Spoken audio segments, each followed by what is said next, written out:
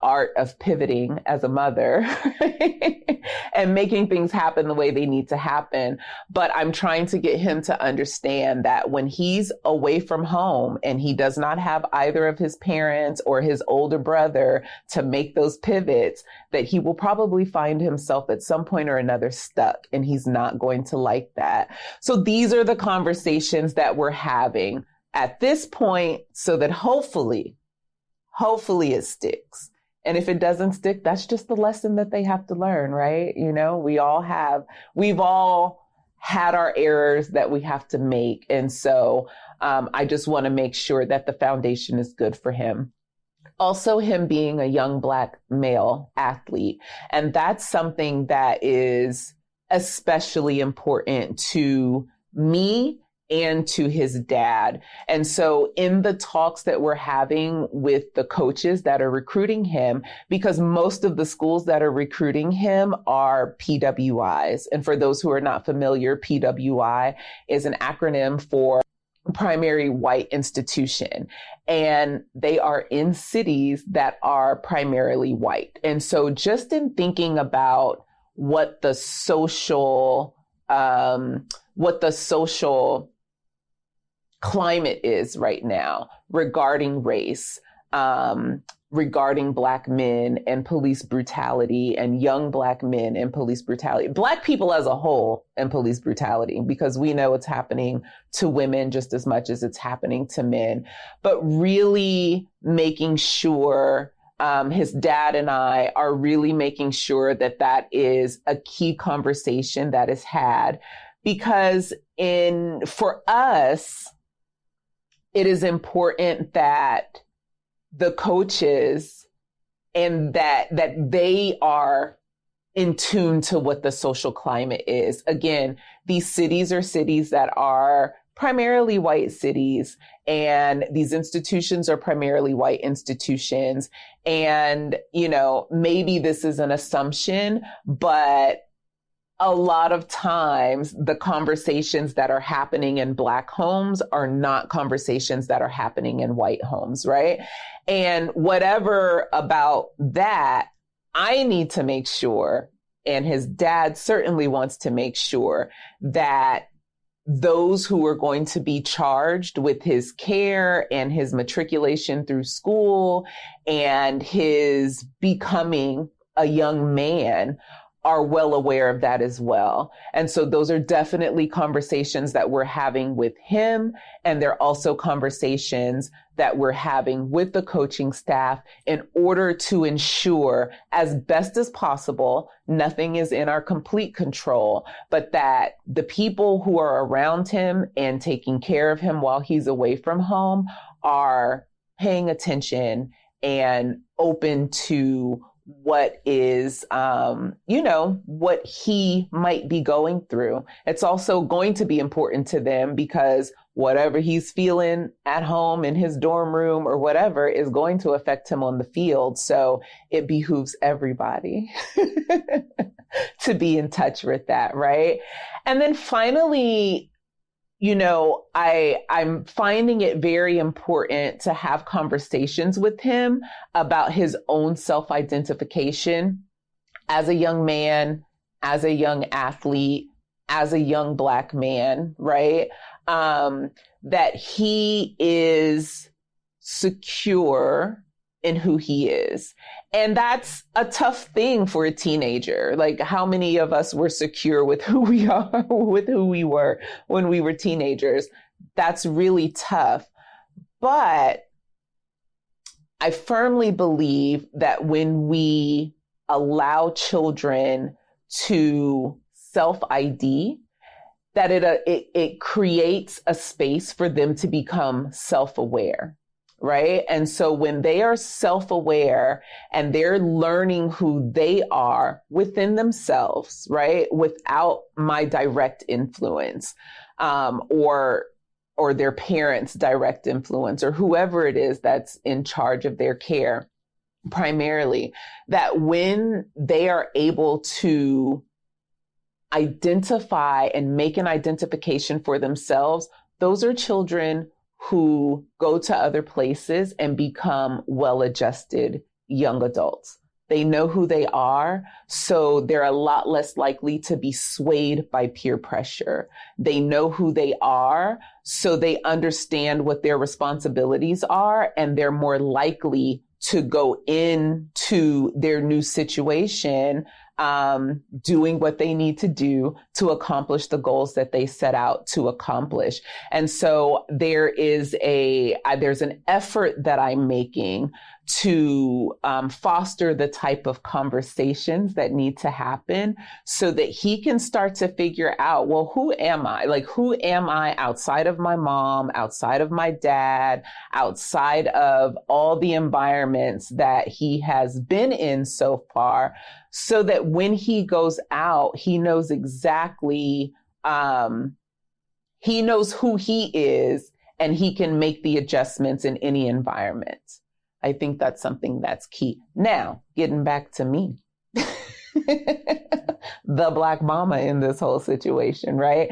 The things I'm preparing myself for. One is downsizing, because like I said, I'm not trying to be in a big house anymore. I don't want to clean a big house anymore. I don't need all this extra space anymore.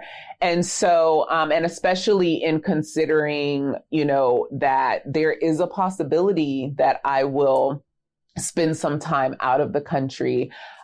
There's a possibility that I'm going to move. It's a strong possibility I'm going to move into a sexy high rise. That if I move into this high rise, that everything that's in our house is not going to fit. And so it's a little bit, it's hard to let your things go. It's really hard to let your things go. And I didn't realize how hard it was going to be. The first thing that I determined can go out of my house is everything that's in our formal dining room. And then I got into my formal dining room and I was like, but I love this table so much. And I remember the day that I found this table, right? And there's all the stories that get created around the table. We don't even eat at that table. We might eat at that table twice a year. It's become more of like a work table storage situation, right? It's where the printer is. But I'm finding it really hard to talk myself into how we're going to get rid of the things that I know I will no longer need.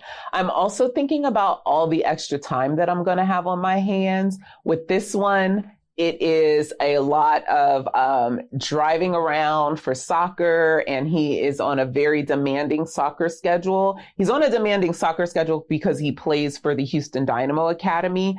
And I tell him all the time, and I've even told them, they feel a lot like me to the military. Like when they call, you go, that's that. There's no, but we didn't have there's no heads up sometimes. It just is what it is. And so now I will have so much time back. And so I'm thinking about what I'm going to do to fill that time. One of the things that occurred to me over this past Christmas break, it was the first Christmas break that both of my boys were gone. Usually, if both of them are not with me, one or the other is with me. And it took a huge toll on my mental health they were both gone for about a month. And it was a really hard time for me to get through that holiday season, because the holidays have always been we've always been very close, and we had our traditions and the things that we like to do together during that time. And so it was really hard. I had a really hard time this past Christmas. And so one of the things that is, that I'm also thinking about is just like, what am I going to do to take care of my mental health? So, do I need to reach out to my therapist and go sit on that couch 6 months out so that I can prepare myself for what the feelings are going to be that come flooding? Because listen, I told myself I was happy that they were both gone for Christmas. Okay. I was excited about everything that I was going to get into, and I found myself on that couch in tears. All right. So as happy as I think I'm going to be about becoming an empty nester and having all these fun adventures and moving into a sexy high rise, I am very well aware of the tax that this change may play on my mental health. So that's something that's really important. And also, just a little side note, it is May. This is Maternal Mental Health Month. So check in with your pregnant folks, check in with your mamas, check in with those that you know are making those big, heavy transitions. We all can use a check-in at this time. And then the last thing that I'm preparing for is becoming the consultant mom. And that's something I'm going to dive a little bit deeper into when I do the critical analysis on this. So just put a pin in consultant mom and how I become a consultant mom. So that's it. I would love to hear what you would think about, becoming an empty nester. I would love to hear from other mothers, especially those who are single moms or divorced moms. And those of you who are young mothers, right? We've seen the memes. I think they're so funny. Those memes that are like, I'm on my cruise ship with all my drinks while y'all are with your toddlers. Because I had my kids young. I'm really looking forward to that. But I also know that there's levels to everything, right? And so I want to be sure that for all of us, that I'm taking the steps and we're all taking the steps to be healthy, happy, and whole so that this transition is as good as it can be with what we have control of. All right. And for our final segment, this is the What I Love About segment. And I want to talk to you about what I love about Houston. Now, I talked all that mess about I'm probably going to be an expat and I'm going to leave this city. And the truth of the matter is Houston is the city that finally feels like home to me. So I grew up as a military brat. My father was in the Army and retired from the Army. I then joined the Army. My entire life has been a series of moves every 3 to 4 years. And I finally got to Houston. Now, let me say this. At first, I didn't think I was going to stay here. I really didn't. I'm going to tell you why in a second. I thought I was going to be here for 3 years. That's my usual 3-4 years, and then I'm out. But we stayed here, and we stayed here because Houston just grew. It definitely grew on me. So this is what I say to transplants, people who come to Houston from other places all the time. This is a city that really has to open up to you. Houston is very underground, right? You kind of got to be in the know. You have to know, you have to find a tribe first. And when you find your tribe, that's when things seem to open up and blossom. UGK is called the Underground Kings for a reason. We get it, right? It's very slow moving, very, kind of off in the cut, but we love it. It's a wonderful city. And this is the city that I raised my boys in. This is the city where I truly grew into my grown womanhood. I mean, I was a grown woman before, but this is where it got solidified, right? And so I am looking forward to what will happen next. I'm also building a couple of businesses. And so this is definitely the city that has been the best for me to do that.